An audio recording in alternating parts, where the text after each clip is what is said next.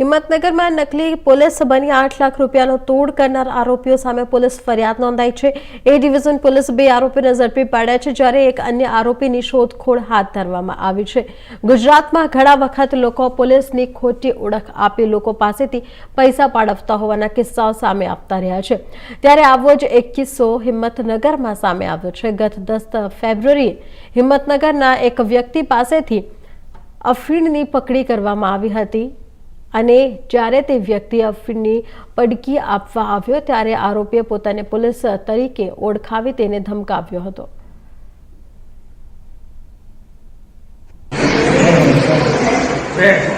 હિંમતનગર એ division police સ્ટેશનમાં આશરે એકાદ માસ અગાઉ અપહરણ અને પોલીસની ખોટી ઓળખ આપવા બાબતનો બનાવ બનવા પામેલો, જેમાં આરોપીઓએ ફરિયાદી પાસે 10 લાખ જેટલી રકમની માંગણી કરેલી, જેમાંથી 8 લાખ રૂપિયા મેળવી લીધેલા અને જો નહીં આપે તો એમને ખોટા કેસમાં ફસાવી દેવા માટેનું જણાવેલું। આ બાબતે ગુનો દાખલ થયેલ છે એ ડિવિઝન પોલીસ સ્ટેશનમાં અને હાલ સુધી 2 આરોપીઓ છે, જે ચિરાગ વણકર તથા વિષ્ણુભાઈ ખત્રી, એમની પોલીસે અટક કરેલ છે। કયા બાબતના ખોટા ગુનામાં કેસ કરવાની વાત કરી?